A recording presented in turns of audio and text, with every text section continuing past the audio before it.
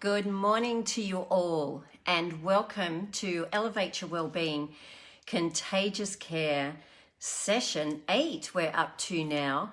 And today's topic is a wonderful topic, favorite topic of mine, the power and benefits of gratitude, an attitude of gratitude and a practice of gratitude. So welcome to you all. Please let me know with a wave or a thumbs up that you're here today. It's lovely to know who I'm speaking with. And just want to say that it is so lovely to be looking now at this season of our own inner well-being, what we're focusing on in order to be able to give our best to ourselves and our best to others. So hi Brioni, welcome, and welcome Margaret and Marie, and looking forward to joining with you on this topic, the attitude and practice of gratitude.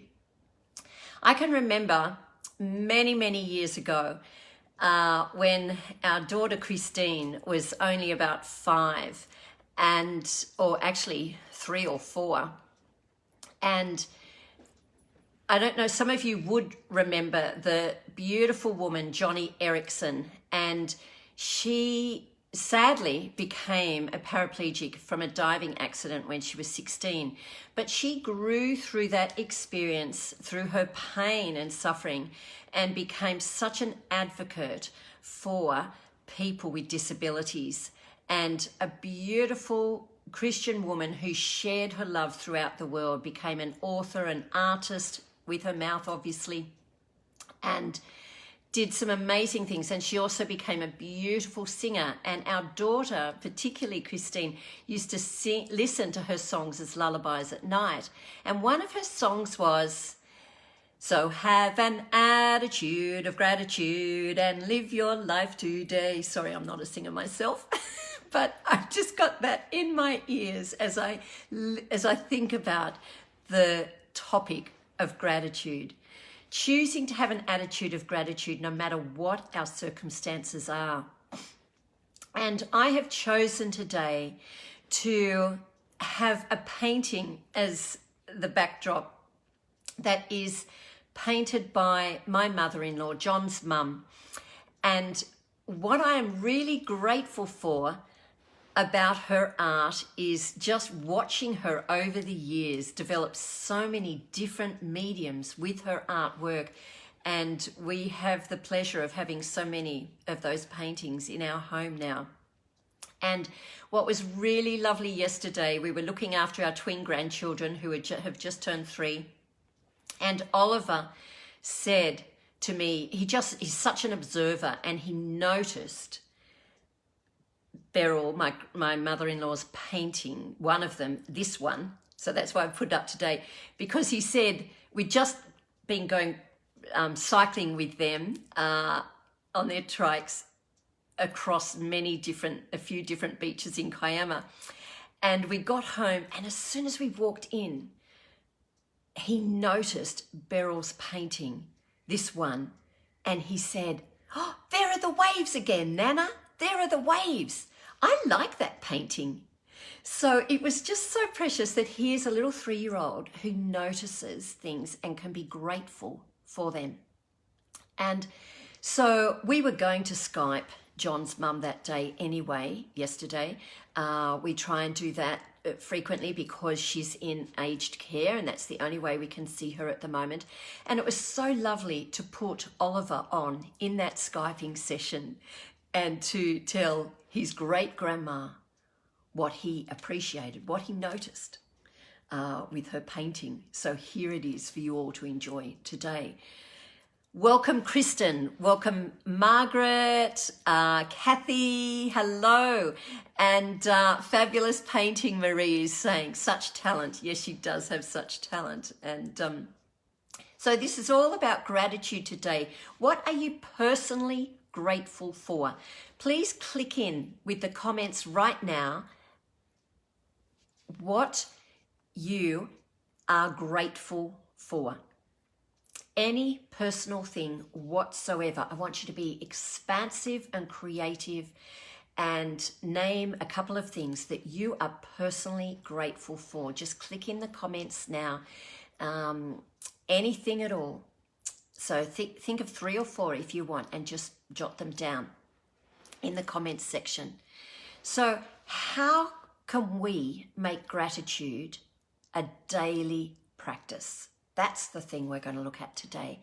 Recently, I've noticed how contagious our care for others has really been happening. It is really exciting through this time seeing the care that people have for one another becoming contagious. I set this group up because I wanted our care to be contagious for each other, starting off with our self-care being contagious within ourselves. So I've noticed people filled with thoughtfulness, kindness, compassion. For example, we were just a few days ago at a cafe, obviously buying takeaway.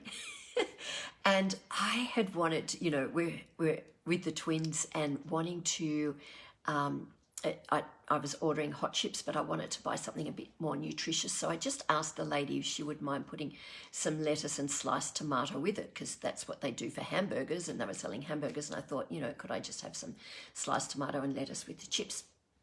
And she was a bit reticent for that moment. And then I noticed that quick click of her brain. And she said, sure, I can put sliced tomato and lettuce by your chips. We're all going through a challenging time at the moment. I'm happy to do that. And so it was just this different mindset that happened in a snap of a second. And it was just really, really lovely to see an I can do attitude. And we can even see how gratitude can be expressed locally. We've noticed this too. The day after our Prime Minister gave a plea to Australians to support the elderly in our communities, we received a letter in our mailbox from a young couple in our street.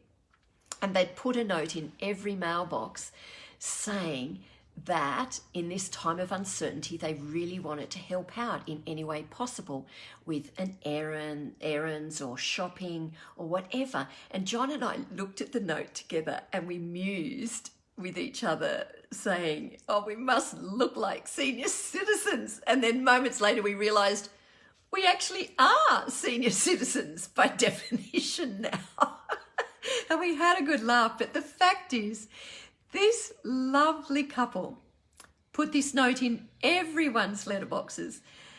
And we are so grateful that they put the time, love, and energy and looked out for others in their neighbourhood. What a gift of love that was. And when I phoned her to thank her, it was so special because we had a half-hour conversation and we really grew in our relationship together, because we tended to see each other, on odd occasions, and it was just so special. Her act of kindness brought on a deeper, more meaningful relationship. Now, on a global scale, we can also see the outpouring of gratitude. Probably all of you remember seeing on the TV the images of the times that the health workers would leave the hospital in Spain, and all the oncoming shifts would stand together as a guard of honour and clap and cheer those who were going home, those frontline workers who had finished their shift. And there were also images of people standing on the balconies of their apartments, clapping the frontline workers at each change of shift. This shows community gratitude in so many beautiful, symbolic ways. So let's have a look at what you've written so far. Wow. Marie says she's grateful for her health. Kathy, and welcome Kathy, a safe haven, strong family and connections. Margaret says she's grateful for her good health and her beautiful children. Kristen, my health and great friendships. Marie, your husband and family, and Marianne, Marie, compassion and kindness at this time, and Marie, a sense of connection at this time. So there's some incredibly powerful things that we can just quickly think of what we are grateful for. I want you to think now of what we can be grateful for as a result of COVID. How do you see our world becoming a better place because of this pandemic? Click in the comment section what you have noticed about how we have become a better place through the hardship of COVID. So, what I've noticed is hundreds and hundreds more people cycling, families spending quality and quantity time together.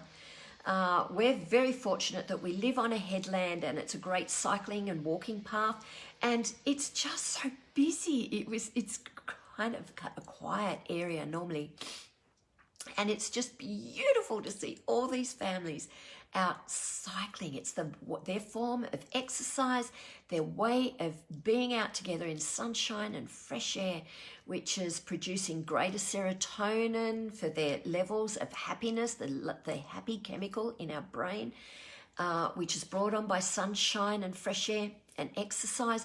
So, they're doing great things for each other, for their own level of fitness and their connection with family. So it's just so wonderful to see. That's one thing that I've particularly noticed. I want you to think about how you have noticed wonderful things that you can be grateful for in the community, or global things that you have seen. Sure, we've got less pollution now. That's something to be grateful for, what this has done to the environment on our earth. So just click in on the comment section what has been something that you've noticed as a result of COVID that you can be grateful for on a global level, or a more wider level, at least in your local community. I want to hear those responses, because that's going to help other people to be, oh yeah, that's right, and they can be grateful for it as well, and go away with that at the end of this session. So Carol, welcome Carol. You're grateful for how beautiful people are looking out. It's beautiful to see how people are looking out for each other. And Marianne, grateful for friends. Marie, you don't sweat the small stuff, and that is so important, isn't it? Just to there's a book written on that, by the way, Don't Sweat the Small Stuff, a brilliant small book that really helps you day by day look at the differences of how we can change our attitude and not sweat the small stuff.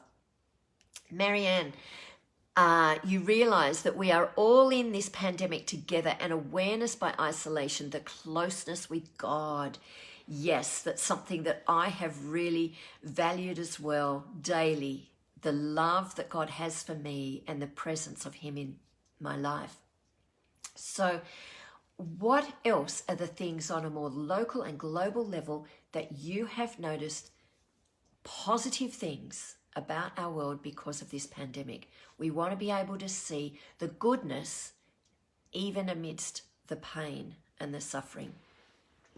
So we're going to now look at 5 simple steps that can help you make gratitude a daily habit.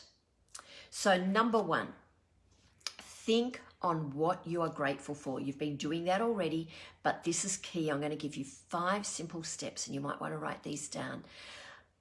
Think on what you're grateful for. Write them down daily, even if it's just 3 things you're grateful for each day. Journal it. It's a really important thing to be able to go back to and remember, yes, I was grateful for this. Look how it happened even more in my life. It expanded because I chose to be grateful. The second thing, feel it. Feel the emotions of those things that you are grateful for. the attitudes or the kindnesses that people have had towards you, feel how that feels. Visualize it in color.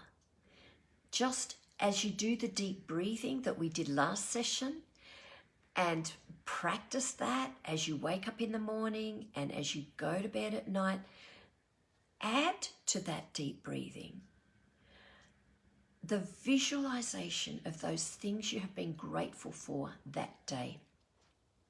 Then step 3, expand on it.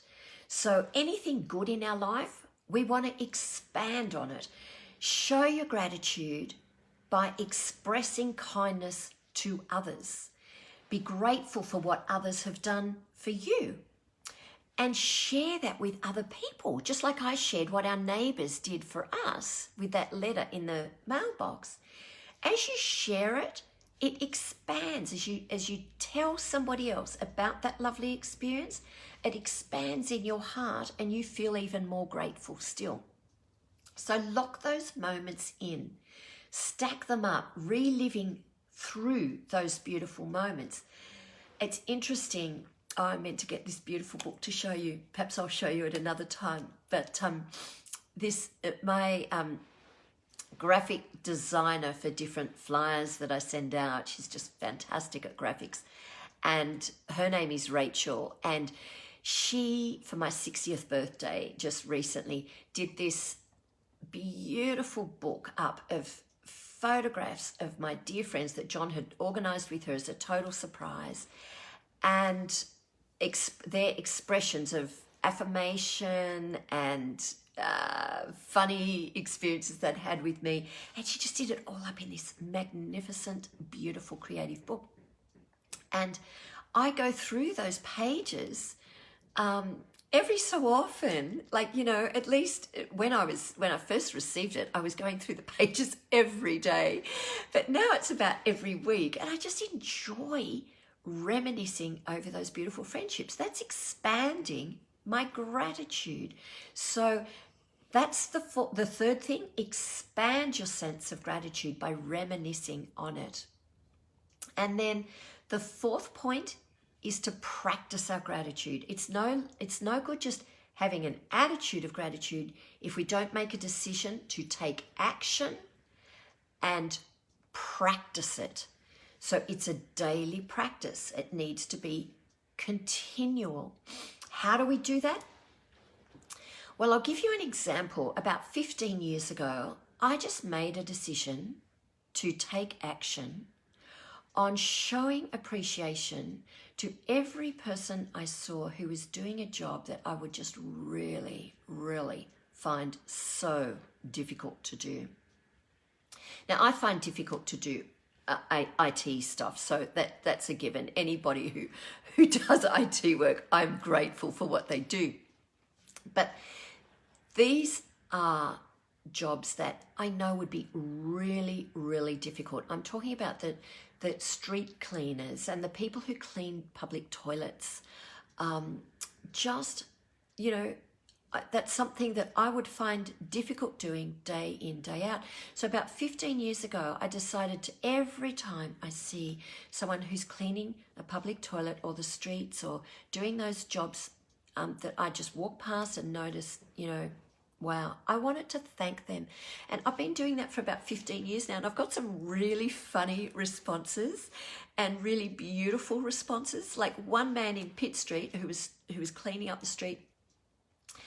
I was actually running late for something, and I was jogging in my good dress, and I stopped because I remembered my intention. I remember what I do as this thanking people.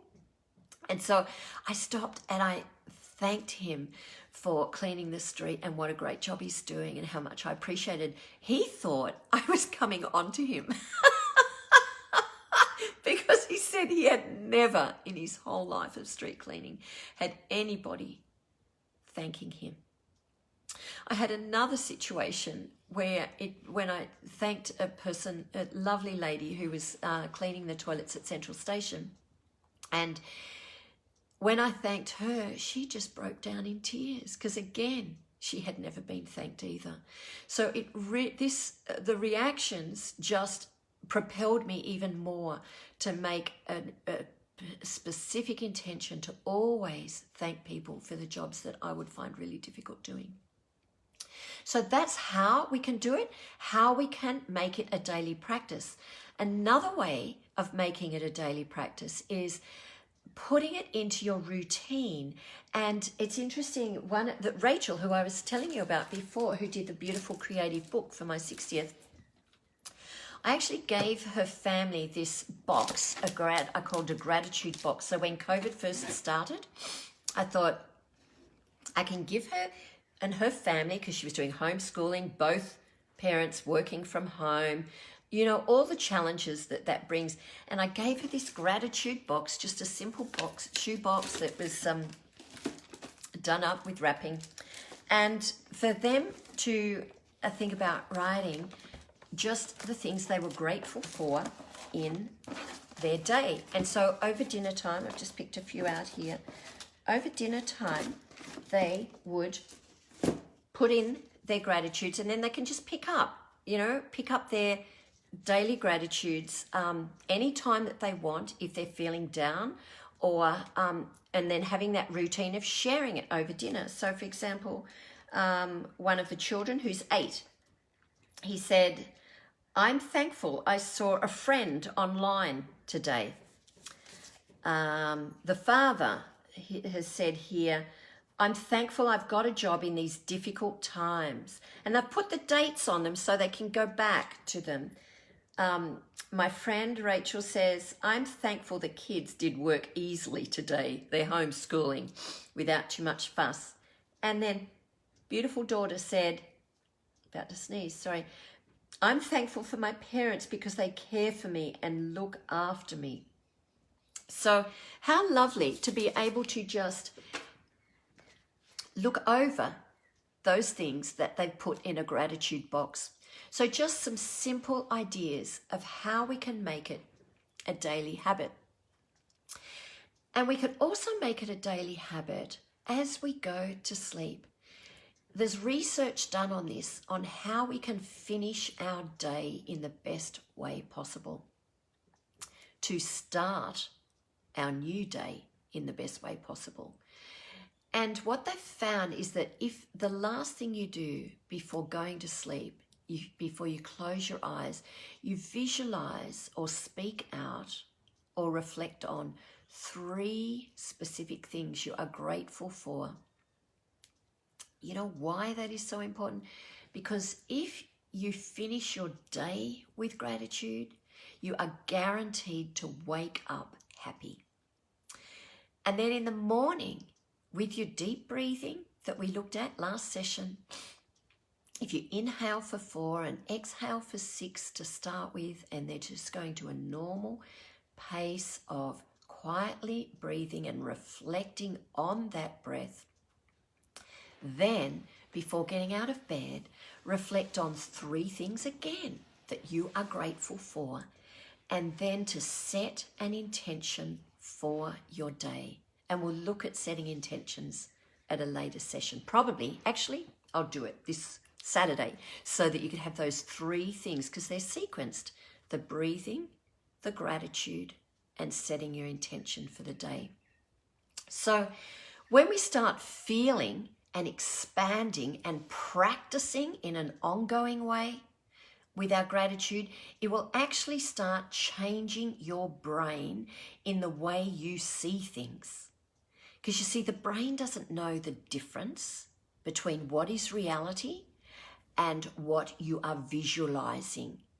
So it's really important to know that, because that is a way of you being able to really focus on your gratitude. Neuroplasticity is about changing the brain. And neurons that are fired together are wired together. There's neurological pathways, and the more you do something, the more you embed that new neurological pathway. So the first time it'll be tricky when you start a new habit, like if this is a new habit for you with gratitude. The first time it'll be like a bumpy road. The more you do it, it will become less bumpy though. It will become flatter and smoother like a super highway. So the power of practicing gratitude is that it cuts out complaining. You know, if you are trying just on your own steam to cut out complaining and criticizing and comparison, you know how comparison is such a normal thing. It's been accentuated with social media now, when everyone puts their best stuff up on Facebook and Instagram rather than being real and putting a bit of both up, you know, the challenges you might be experiencing plus the positives. It's really easy to compare, and particularly for this younger generation, they're just surrounded by that. But to cut out criticism, comparison and complaining, we can replace it with an attitude of gratitude, because our attitude sets the tone for everything in life. Those three attitudes, those three C's, the complaining, the criticizing and comparison, they're like the three core cancers in the body, okay? They're a cancer actually of the mind. And so how to avoid those things? We need to cultivate an attitude of gratitude and a practice of gratitude. I'm just going to read a few more of your wonderful wisdoms here. Carol, people have realized about what really matters: family, spending time together, and friends. Kayla, welcome. Marie, I have an attitude jar not used for a while now. You've re-inspired me. Fantastic. I'm glad about that, Marie. And Marianne, I pick a beautiful picture so I can remember when the day produces hassles. I'll go back and reflect with a deep breath how blessed I am no matter what. I love that, Marianne. Beautiful.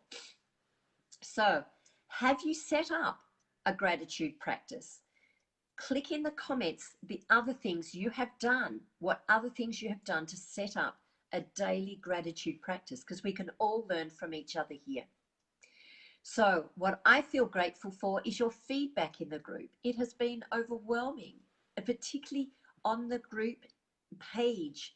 It's lovely to see that, because then other people are encouraged by that as well. So keep doing that. And then beautiful personal texts that others have also sent me and how they've benefited. Really, really value that.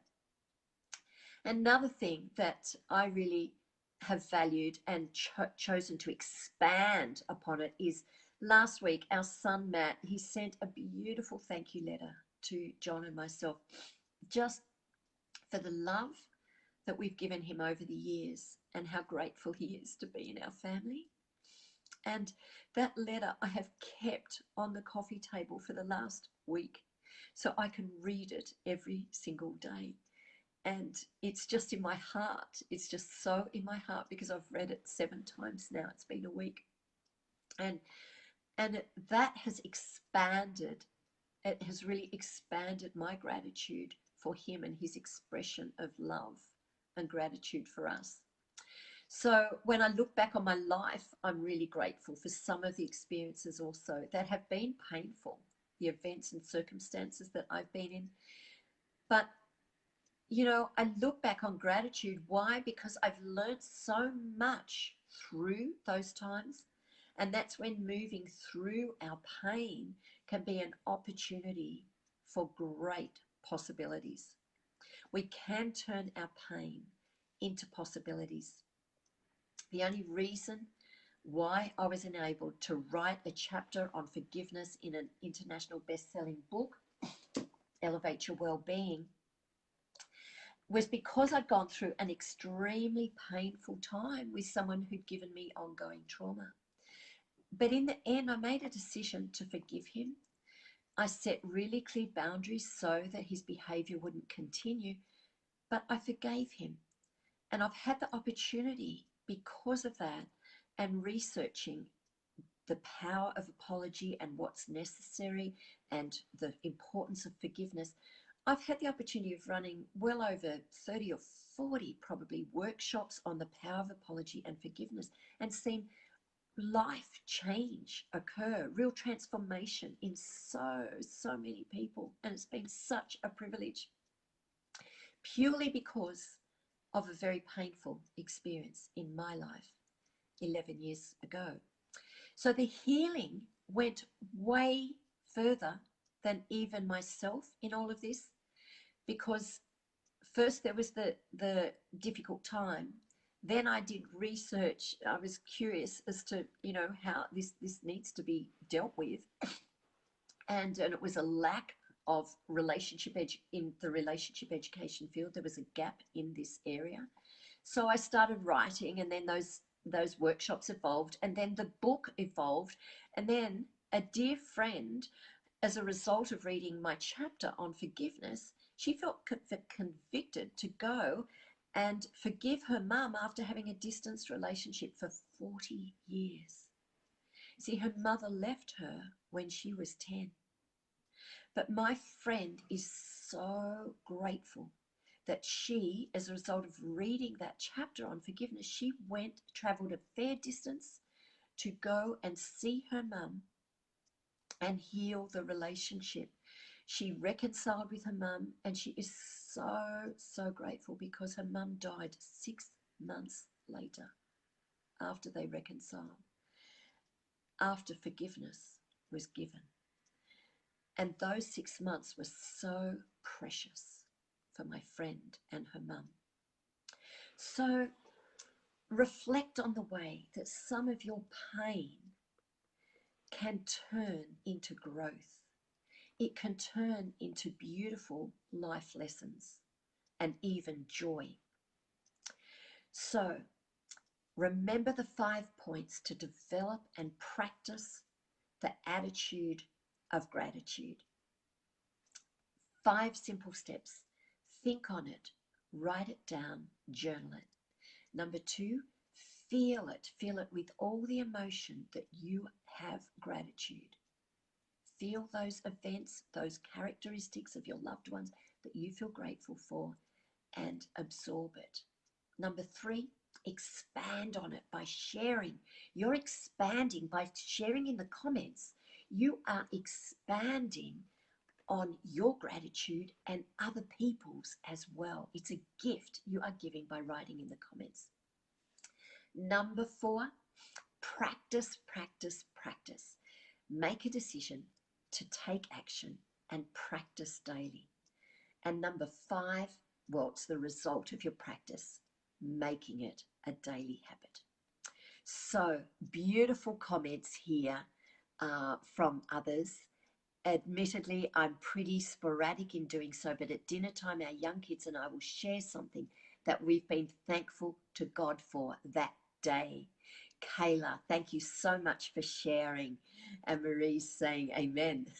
So beautiful comments. Keep it coming.